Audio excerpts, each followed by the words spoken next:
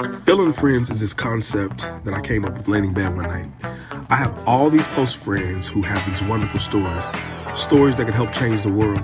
Life experiences that can help other people believe in themselves. Hold tight to their dreams and make their dreams reality. On Feeling Friends, we talk about God, we talk about love, relationships. I have celebrity friends, I have non-celebrity friends. I have church members, family members. But when you watch and listen to Feeling Friends, you will learn and you will laugh. It's a community of friends helping to build each other up. So tune in to Feeling Friends every Sunday on WHCR 90.3 FM, or you can catch me on YouTube at Feeling Friends Radio. All right, I'll see you there.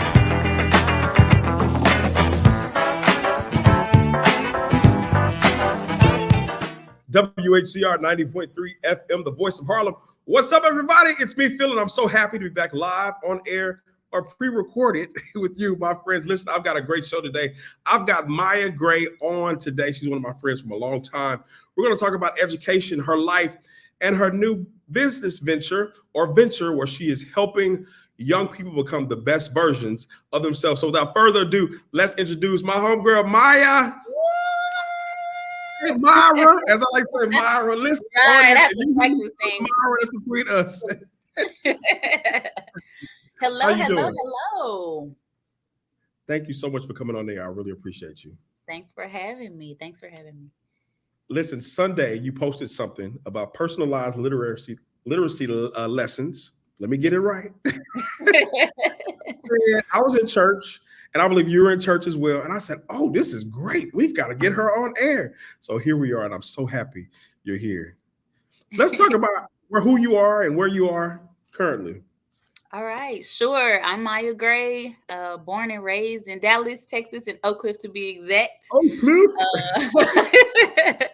I am an 18-year educator, going into my 18th year in education. I spent about 16 years in the school system, and the last 2 years I have been pursuing making an impact, I guess is my goal, from the outside in as opposed to the inside out. Absolutely. That's wonderful, Maya. I guess we can jump right into it. You spent 16 years in the classroom. I mean, I have known you. Of course, you went to Clark. Can they see that? Clark Atlanta University. Oh, yeah. Listen, we've known each other since we've known each other. We actually go back. I believe your grandmother taught my father. Yeah. I believe your grandmother. Yeah. Her name? Antoinette Smith. That's exactly. He was like, that's Antoinette. I know that name. Right. So, that's her mama and her sister. Right. Sure. That education that runs in your family. You are a great educator. It's something about educators, teachers, that is special. What is so special about being a teacher and impacting lives of young people? It's the only profession that impacts every other profession, you know? And when you think about it, it's like the call that you have to just really want to nurture, and to the patience you have to just really be there for kids and to teach them and to grow them. And you're not really doing just teaching, you know what I mean? You have to be a counselor, you have to be a nurse at times, a social worker. You're doing so many jobs, wearing so many hats at the same time, but you know that everything that you do is impacting kids in their current situations and the future as well. It is literally that light is just blasting on you. I know. I'm trying to slide. Dallas Sun, you're good. Okay. It is literally a job. I taught for like 5 years. It was the job of my life. It was very impactful because it made, I walk down the streets now in Harlem and they're like, Mr. Anderson, why did you quit on us? Why did you leave? Why did you leave? We don't see you anymore. But teaching is not for everybody. It is a gift. Yeah. It is a calling, much like pastors. And you have a gift and a calling. Let's talk about your faith, because we grew up in church together. Yeah. Greens Memorial District Association. Mr. President, and I was Vice President. Let's talk about your faith, because it is a calling, it is a ministry. Yeah. And how do you translate that to your walk in teaching? So I mean, every day, I have to pray. When I was in the classroom, when I stepped out the classroom, the last 3 years, I was an instructional coach. So I was coaching teachers.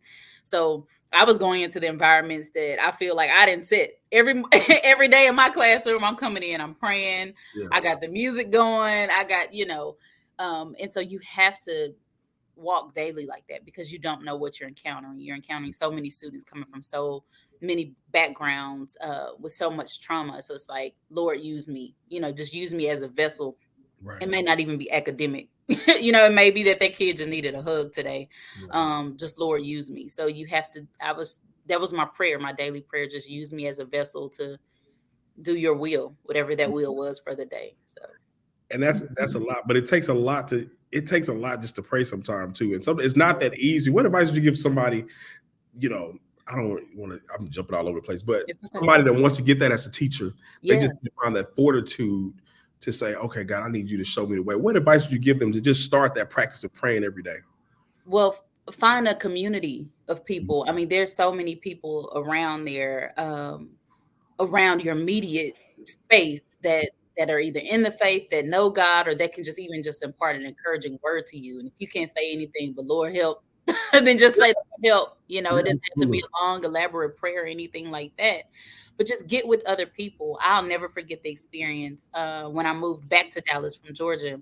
I was at a charter school, and this is the first time I had seen this. We had a prayer circle every Monday and Friday. And so if you wanted to come to the prayer circle, you were invited to come. But if you didn't want to, then you didn't have to. And I thought that was so impactful, just to know, hey, when I see you in the copy room, if I need a quick prayer, I know that you're a person of the faith that can just stop and shoot up a word for me right there in the moment, or you go home and do it, or when you go back to your classroom. But I think that was impactful, just to find people in your space that are, of the faith too.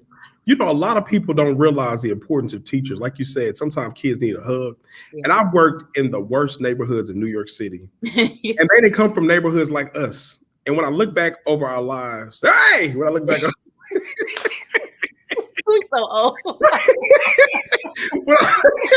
When we start using stuff like that, that's how you know we're old.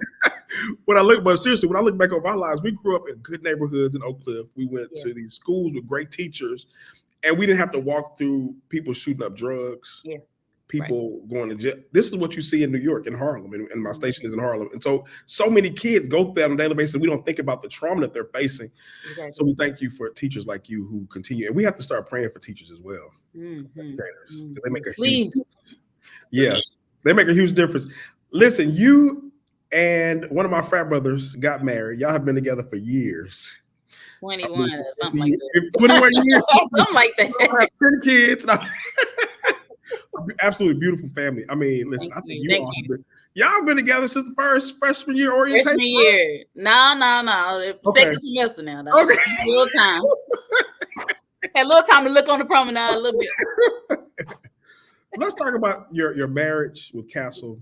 Yeah. And he's an amazing gentleman. He has a lot of patience. Yeah. See, he pledged Alpha a few times. Okay, I thought you were saying because of me. Oh no. We know you get them together. We love Cass, and Cass has the patience. He's a real godly man. Let's talk about your relationship with Cass. Yeah. So, like you said, we've been together about 21 years now. Have 4 kids. Look at me grinning. I know, right? Still make me smile. Grinning from ear to ear. But no, he is, like you said, he's a godly man. His work ethic is just beyond this world.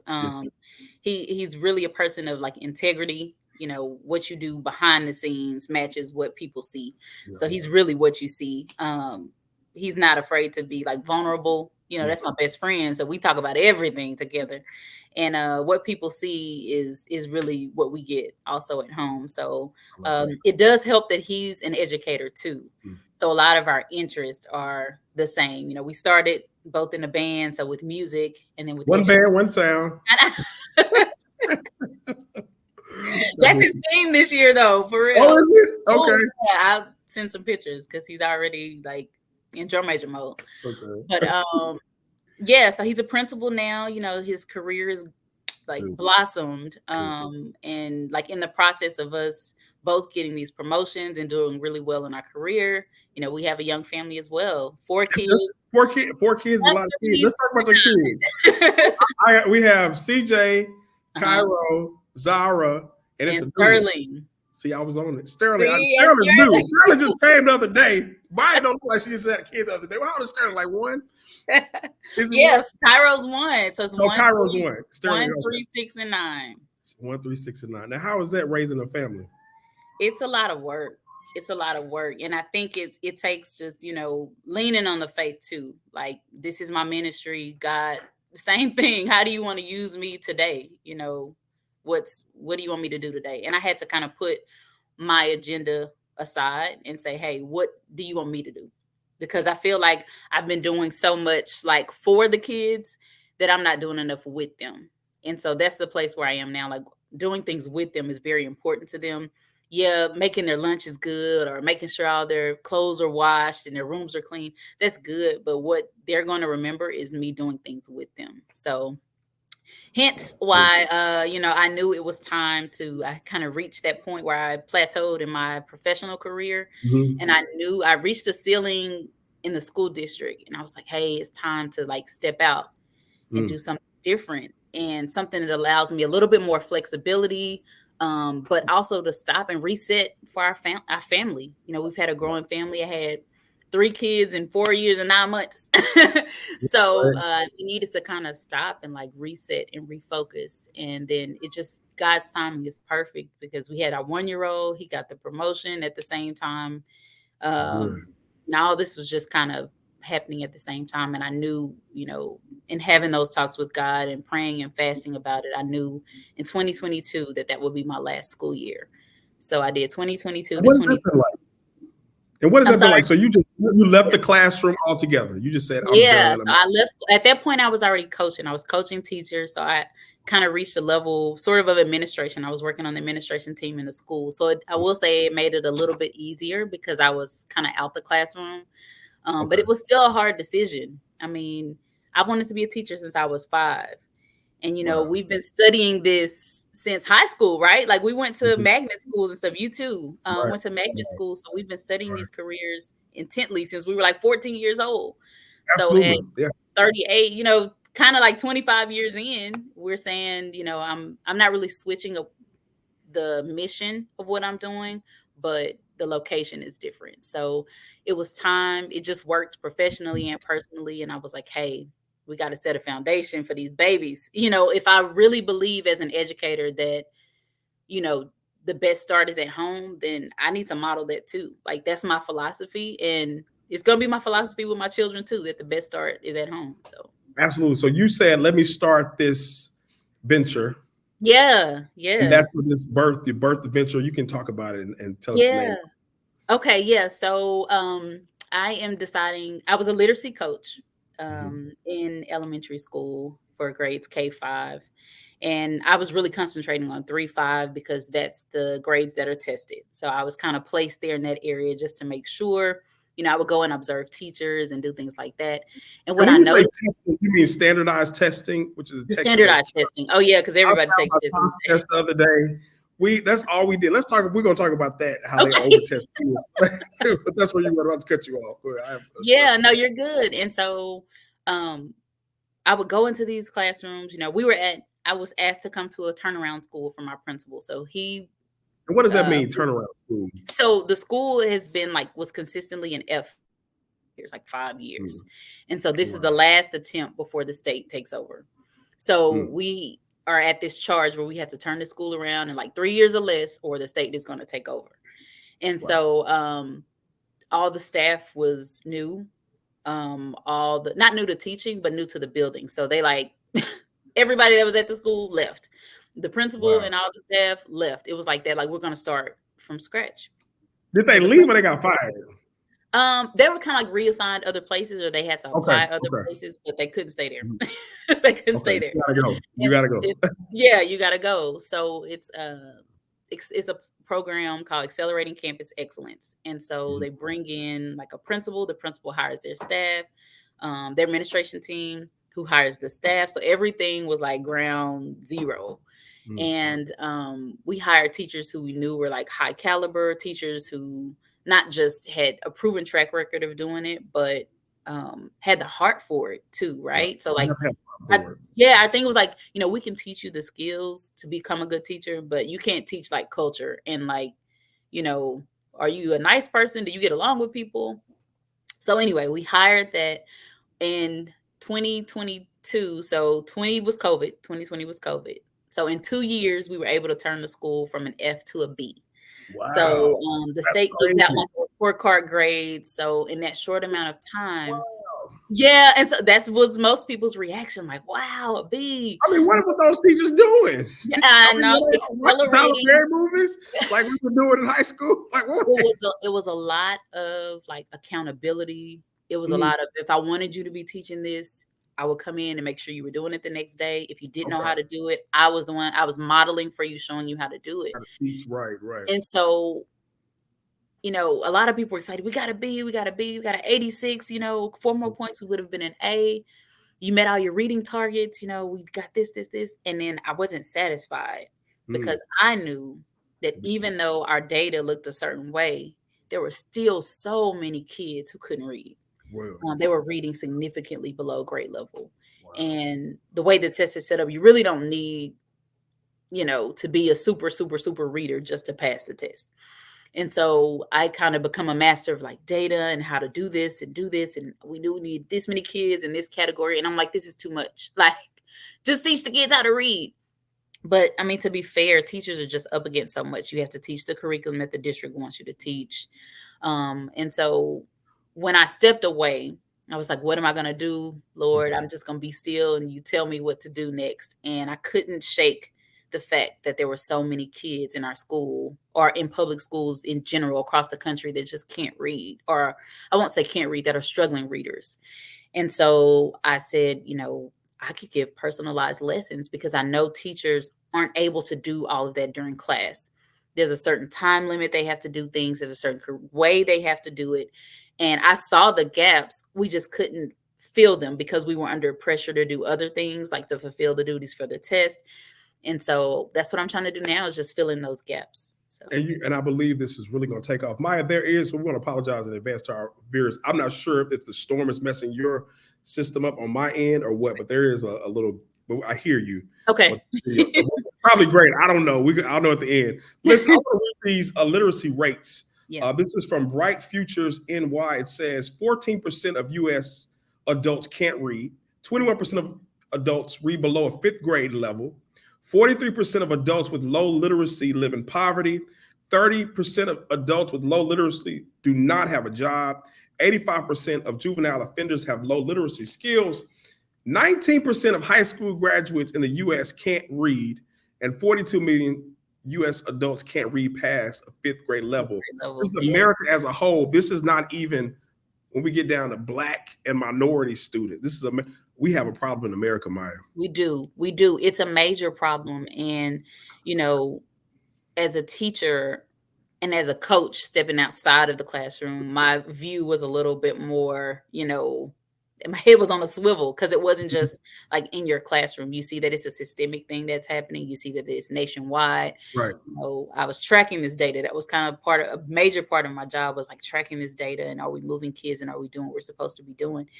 And a lot of it, I will say Texas has made the shift to what we're teaching and how we're teaching it. So Texas is now doing the science of reading. What does that mean, Maya? The science of reading is a little bit more, I feel like this is what we did when we grew up. Mm-hmm. As far as like, these are the letters, these are the sounds they make, like teach more phonics first. Right. And basically it's saying that reading has to be taught in a systematic, explicit, and direct way. We can't just put books in front of kids and think that they'll be able to read. They're memorizing words. That's memorization. They're looking at pictures to help them read. That's not true reading. So it's basically saying that it's a systematic way.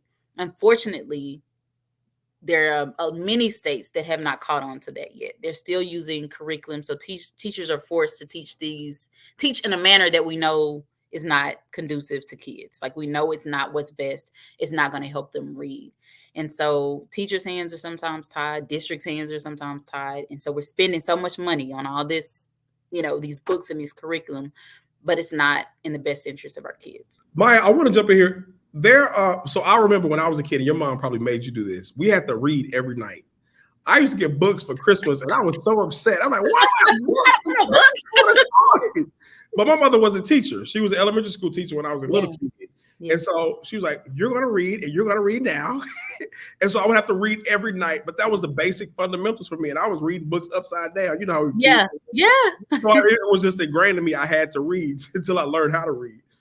what do we tell these parents? How do we get parents who are watching this saying or listening, I'm not really focused on education. Yeah. I don't know what to do in education. How do we get these parents to say, hey, we need to get your child to read and we need to get them on track? Because not knowing how to read affects everything in your life. It does. It does. And I would say, like, please start now. It's never too early. Just some practical things. I have a 1, 3, 6, and 9-year-old, and my 1 and 3-year-old are gonna listen to the same thing that my 6 and 9-year-old are. You know, they're on devices. Unfortunately, sometimes it's like, hey, I got a meeting, get on this device. But Right. it's what are they watching? So they're not watching Coco Melon. It's okay, it's entertaining, but they're listening to ABCs. They're listening to maybe even Gracie's Corner, where Okay. she's talking about her alphabet. But there are things that we can do, educational programming. I had to bring back Sesame Street. I'm singing along like, I'll remember those songs. Yeah. But it's never too early to start. And the earlier you can start, the better. If you know no more than identify these letters, this is the letter A, it makes the A sound. Apple starts with A. B, ball. If you can get through that before students go to school, 4-year-old, 5-year-old, if you can get through that, that is a great place to start. It's a starter, right? It's a starter. Great Just place to start. I think the problem too is a lot of parents, and this is me being in New York. What I learned, we have a lot of first generation Americans here, Yeah. and I'm like, well, they probably can't read. So if Hmm. a parent can't read, your child is not going to know how to read, right? Yeah. And your So stats too. Your stats kind of allude to that. There's so many adults. I have one that was like 130 million adults are unable to read a story to their child, like a simple story wow, to their child. That's a lot of that's a people. lot of people. That's a lot of people. So I would say for those that can read, but there are also so many apps. I mean, fortunately, we're growing up in an age with technology where, I can put on YouTube read aloud, literally Mhm, type in YouTube kids read aloud, and there's mhm, somebody reading books to the kids.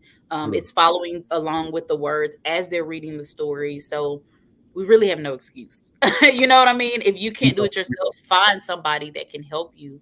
Google the things. Like I said, it's just little shifts. Yes, they're using technology. What are they watching while they're using technology?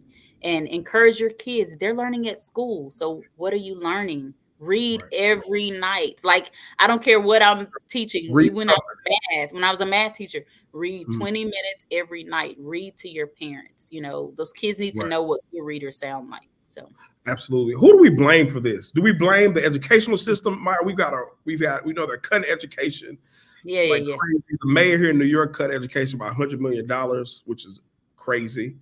Yeah. Who do we blame here? What do we do? I Why was don't we I blame was anybody? I was watching this documentary, and it's now on Amazon Prime and I think Vudu or something else, whatever the name of these streaming platforms are, but it's called The Right to Read.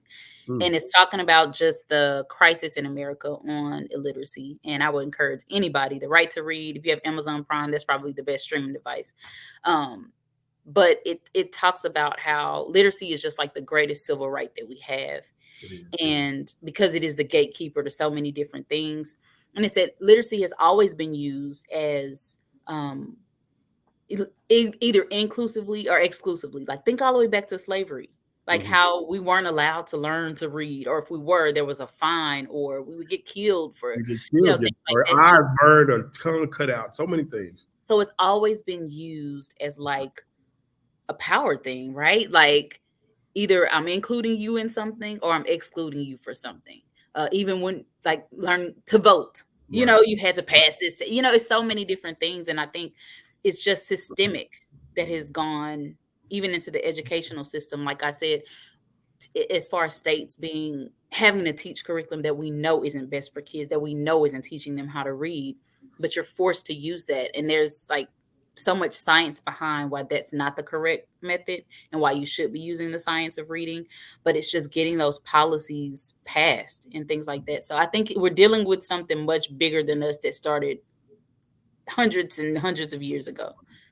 Let's talk about your venture. Is it called a venture? You told me what to say, and I'm trying to make sure I say the right Yeah, thing. so no, it's a service that I'm providing Service. right now. Like, it's Yeah. just kind of birthed out of just passion for wanting kids to be able to read and trying to fill a gap. I guess it's my way to kind of help teachers because I know that they need Yeah. help. and I know that parents need help too. So what does it look like? I call you and then I say, hey, Yeah, tech needs help. How does this work? yes, a lot of people are kind of reaching out to me via email or Mhm. like And a Calendly invite, now right? And tell us your so, email. We're gonna put it at the bottom of this video, but tell okay, us your email it's so they can get you. maya.bets.gray@gmail.com. And we set up a consultation and you decide, go through a preview, you decide if it's something that you want your child to be a part of, and then we can get reoccurring lessons. And so it looks very personalized for that student. I was always that teacher who wanted to, you like football? Okay, now we're gonna do stuff with football. So our slideshow Yeah. might look like footballs because students need, engaging material there when they see themselves in books like yours. Yeah, I have 2 new books coming out in November. Thank you, Maya. I appreciate Don't it. plug it. But when they see people that look like them in books, Mhm. and they're more inclined to read, and the stories that mimic the way that they live their lives. So we'll be reading books. We'll be, practicing. Reading is a skill that you have to practice, much like basketball. And like, unfortunately, if you haven't learn that skill by like second or third grade, the likelihood of you kind of catching up in school is very slim to none. It's like you starting basketball in high school, like, I'm going to be a starter. And, well, no, you're just now starting. And a lot of people have already had foundational skills, been playing at the YMCA and on teams since they were 8 years old, even younger than that. And so you're behind foundationally. So you have to catch up. So you go outside, you get a private coach, you do one-on-one. And so that's the same thing I'm doing with reading. Because like I said, unfortunately, by third grade, just the way the curriculum is set up, at third grade and beyond, I'm teaching you how to read to learn. Right. Kindergarten through second, you're learning how to read, but beyond that, you're reading to learn, to get information, to, have access to things, that sort of thing. But it's just, and that's really young. Like by 8, if I don't know the basic things by 8, you telling me What's people are 8? building, Second grade? Is that yeah, second 8, grade? like second grade, 8, third grade. Okay. Yeah, it depends on kind of when your birthday falls, but like Mhm. people are building prisons based on your That's test on your scores. test scores. That's You true. know what I mean? Like pipeline to prison. People are, it's a pipeline for depression, for prisons, for so many things, so many illnesses, and so many, access to healthcare because you can't. Can't read, or you're getting screwed over on your apartment, your rent, or you're not reading your You're credit not able to card read bills. And your I was reading, that's a big thing too, is Yeah. uh, basic financial documents, reading things like, we have a friend, Fantasia, the singer, Yeah. and she said, she talks about her not knowing how to read. She finally learned and took classes, but Yeah. they would screw her over in her contracts. Yeah. She would sign something that was basic and didn't know. It's basic things that we just need to Yeah. learn. And I think we need to start putting our children at the forefront. We have to have parents that care about our kids. We have to stop Yes. worrying about these lace fronts and do-rags and I'm serious. Like, we need to focus. Go to the dollar store and get some flashcards. That's Right. okay. Like, Right. and It, it's so it you doesn't can buy cost. flashcards and stuff. It Like, doesn't I cost. like your kids' room that you posted one time. I don't know if they had a room where it was like a teaching room. You have a teaching room for your kids. All my kids' room look like whatever Yeah. they're into right now. So my daughter's into like art. She loves Okay. art. So her room looks like an art room, and she just, you have to be careful when you give kids space to do stuff. I know they I just go in the other day, it's paint on the carpet. Like, what we doing? But you're trying to give them space to learn and grow, and who knows what she'll be from that. I mean, yeah, absolutely. But then you have the numbers, you have the oh letters, yeah, the numbers, the you have that letters. kind of stuff Yeah, that's very important for when them. they see it, Right. when they see it, they'll be more inclined to, like, oh, okay, they make those connections when they get to school and things like that. So What advice would you give a single mom yeah. in Dallas, a mother in Oak Cliff who doesn't have a husband like you, who doesn't have help? Mm-hmm. What would you tell her to make her child to push them to get education at the forefront of their lives? What advice would you give her? Yeah, I would say, Or father, single father. at home, read with them. Mhm. At home, read with them. Let them hear you read. If that's an insecurity that you have, let them listen to books on tape. You know, um, let them listen to it. Let them watch. Sure, watch TV, but watch educational programming. That lighting is crazy. Watch. I'm trying to find the right angle. No, it's okay. I just hope everything worked out perfectly. But it's Right.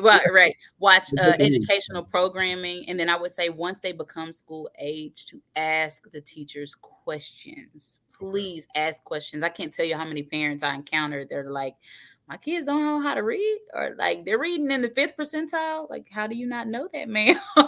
But that was a red flag for me. I was like, okay, you clearly don't read with your child at home because you don't even know that they can't. So I would say use what you have. Go to your local libraries. There are programs at your local libraries that get kids excited about learning, excited about reading, and they're free. All of these things are free.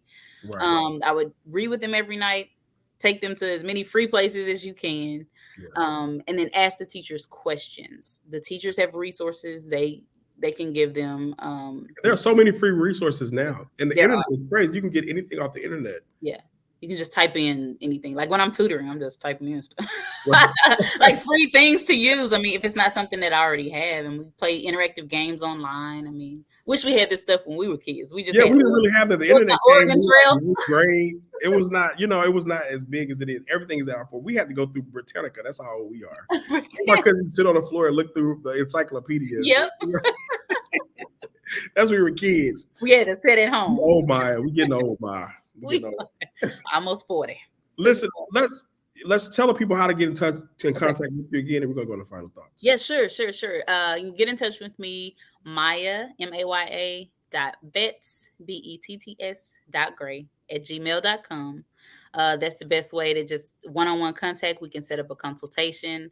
You don't have to be based in Dallas. I have experience all over this year. Fortunately, has given me experience all over the U.S. So I'm familiar with a lot of curriculum in different states. So just that way we can do a consultation. We can find out exactly what your needs are. And then we can begin tutoring your students. So good. Personalized learning just for them. I want to talk to you off this, or remind me when we get off here. I need you to help me with something with teachers in the classroom. Okay. You have been amazing. Let's give a final thoughts to you. Let's give final thoughts to our audience right now, please. Final thoughts. Literacy is so important. It is the gateway to every career. It's the gateway just to life, to be able to function and do basic things. So please make sure that you are doing what you can. And if you don't know what to do, then solicit help from teachers, from professionals, or even just online resources, because our children need to know how to read. Absolutely. Maya, thank you so much. God has blessed you. I'm so glad you're a friend. Tell Cass I said what's up. I will definitely tell him you said. Hold tight for me in the break room, all right? Personalized literacy. I gotta learn. Come on, you got to get. Come on, literacy. Personalized literacy lessons, right? Yes, personalized literacy lessons. Personalized. There we go. It's a tongue tire. Hold tight for me in the break room. Okay. I want to thank Maya for coming on air. Listen, we've got to put our children first. We've got to put their needs first, and we have to ensure that we call Maya to get the help we need when we can't do it ourselves. You listen to Phil and Friends right here on WHCR 90.3 FM, the voice of Harlem. I'll see you guys next time. Peace.